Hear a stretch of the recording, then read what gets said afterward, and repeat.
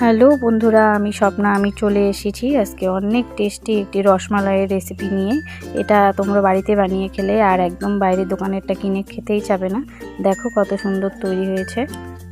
আর হ্যাঁ, আমার ভিডিওগুলি ভালো লাগলে অবশ্যই লাইক কমেন্ট শেয়ার করে পাশে থাকবে এবং আমাকে ফলো করে দেবে।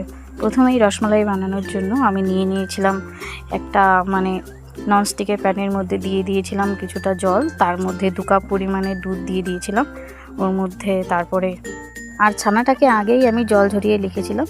তারপরে মিক্সিতে কিছুটা চিনি এবং এলাচ দিয়ে যেটাকে গ্রাইন্ডারে একদম পাউডার বানিয়ে নিয়েছি, সেটাকে তারপরে যখন দুধটা উতলাচ্ছিল তখন দিয়ে দিয়েছিলাম।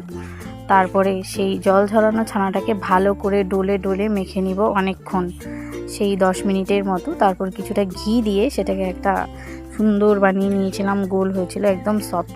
তারপর এখান থেকে ছোট ছোট একদম গোল গোল কেটে নেব, একদম অল্প অল্প করে নিয়ে এবং গোল গোল গোল করে এটাকে আঙুল, দেখো পড়ে গেল, এটা হচ্ছে আঙুল দিয়ে হালকা প্রেস করে দেবো যাতে একটা সামান্য চ্যাপ্টা হয় সুন্দর। আমার সবগুলো এইভাবেই আমি কেটে নিয়েছিলাম। আমার প্রায় 30টা গুলির মতো হয়েছিল।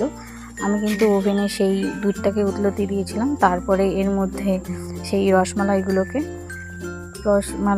যেটা রসগোল্লার মতো হয়েছিল সেটাকে কিন্তু উতলানো দুধের মধ্যে দিয়ে দিয়েছি। দুধটাকে আমি আগের থেকে কিন্তু ভালো করে জাল করে রেখেছিলাম। তারপরে আবার গ্যাসে বসিয়েছি। দেখো এখন প্রায় হয়ে এসছে 10 মিনিট পরে। একদম ফুলে গেছে রসমালাইগুলো, এর ভেতরে একদম রসটা ঢুকে গেছে, যে রসগোল্লার মতো যেগুলো আছে। এর মধ্যে আমি কিছুটা পেস্তা বাদাম আর কিছুটা কাঠবাদাম কুচো করে দিয়ে দিয়েছি। এটা কিন্তু প্রায় অনেকটাই হয়ে এসছে। আমি কিন্তু ঠিকঠাক এখনও ভয়েস দিতে পারি না, বলতে গেলে অনেক ভুলভাল হয়। আমার কাছে কোনো মাইক স্ট্যান্ড কোনোটাই নেই, তাই ভিডিও করতেও সমস্যা হয়, আমি নতুন।